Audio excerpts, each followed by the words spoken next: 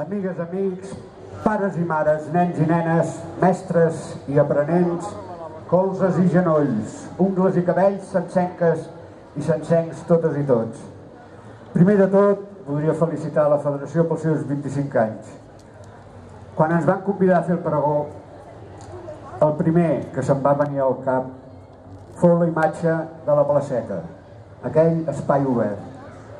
Per a nosaltres Sants era, sobretot, la placeta. La Màlaga, ara plaça Bonet i Moixí. Allà, al xamfram al carrer d'Urginelles, hi havia Casa l'Àvia, Ca l'Estavet, habitada per 8 tietes, 2 oncles i un fotimer de cosins que en una hora o altra del dia es deixaven caure per allà. O sigui, que els primers records que tinc associats al barri són els d'un nen que als anys 50, amb els seus germans i cosins, guaiten encuriosits tot allò que passa a la placeta.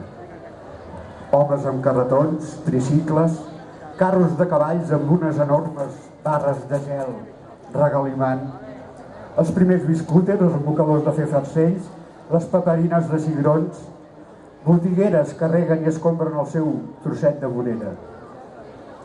Les parelles que els diumenges a la tarda van a ballar al Bahia, el xerric de les rodes dels tramvies quan agafen el revolt per entrar a les cotxeres, i les aterridores espurnes del frec de rodes i vies que en la tenebra se'ls afiguren les flames de l'infern de l'estel de Nazaret.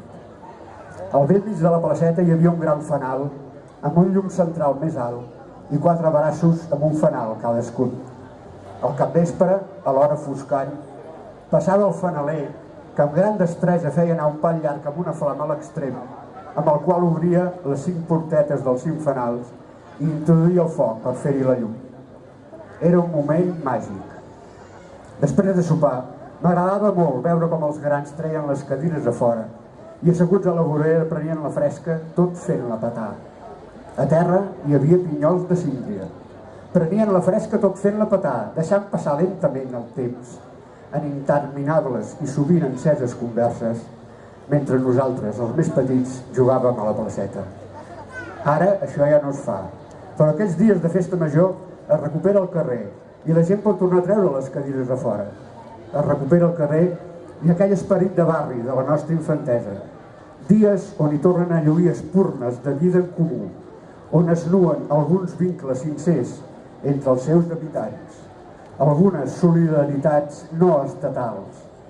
Dit això, m'avelleix ara i aquí dir públicament que ens estimem aquest barri, el nostre barri, i en gran part aquest sentiment està molt lligat a la música. Aprofitaré aquest pregó per contar-vos una mica la nostra història d'amor amb la música, un festeig que va començar fa poc més de 60 anys. Mireu, vaig néixer l'any del Congrés Eucarístic Internacional, mentre els bisbes i els cardenals arribaven per mar a una engalanada a Barcelona, on feia tot just uns mesos s'havien acabat les cartilles de racionament.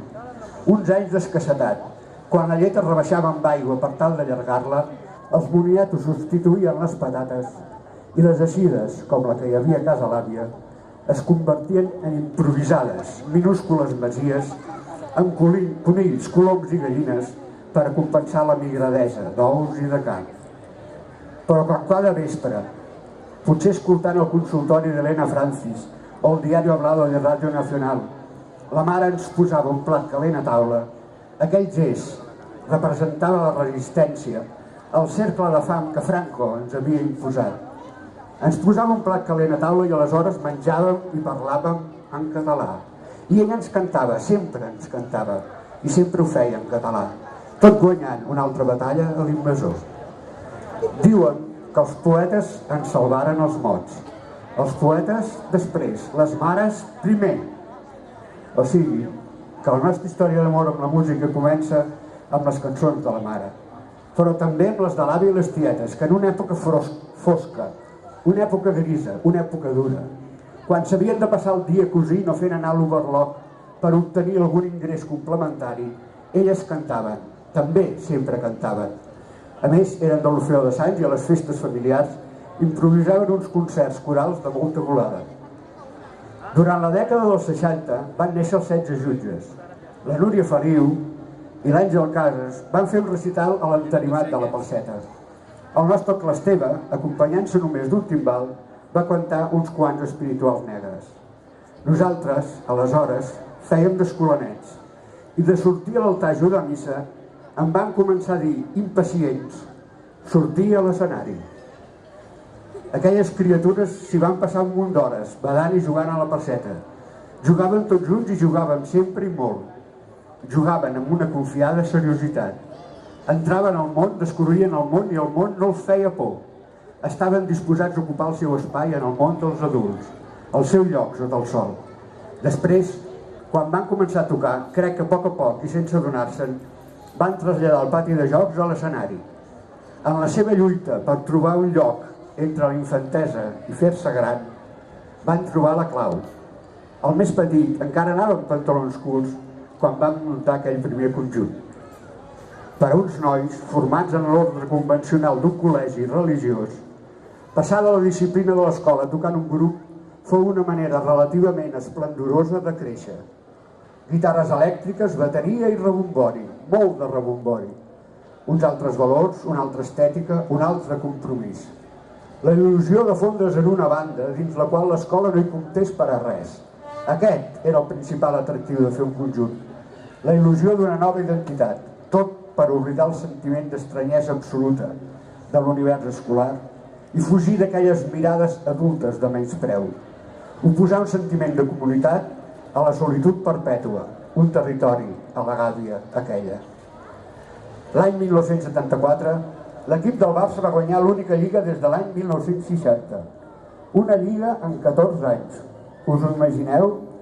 Doncs encara que costi de creure, us ben asseguro que a nosaltres ens va passar per alt. Teníem el cap als núvols, a 3:15, a Califòrnia, bàsicament. Els nostres models no eren en Cruyff i companyia, sinó els hippies de San Francisco i les seves comunes. Aleshores s'estava establint aquest règim, el que avui patim, el règim dels diners més o menys dissimulat. Aquest règim, ara tan descarat dels diners, s'estava establint als anys 60 i des del meu punt de vista, l'alçament de molts joves, estudiants, hippies, arreu del món, responia a un sentiment més o menys subconscient del que ens queia al damunt. I quan aquella onada va arribar a Barcelona, via Califòrnia, via París, es van deixar arrossegar per aquell corrent, per tot allò que ens va tocar de viure amb molta alegria.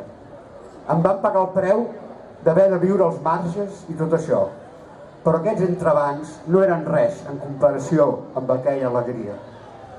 Canviaré el món, canviant jo mateix, ens havíem pintat intrèpids a la funda de la guitarra. Sí, volíem canviar el món, canviant nosaltres primer. Convençuts, agosarats, vam fer una comuna i vam marxar de la nostra barriada. Vam viure tots junts, primer un pis petit, que gairebé sempre semblava als Encants, i més tard a una masia una mica tronada. Igual com el conjunt, es tractava d'oposar un sentiment de comunitat a la solitud de la gàbia. Aquest cop, però, no estàvem sols.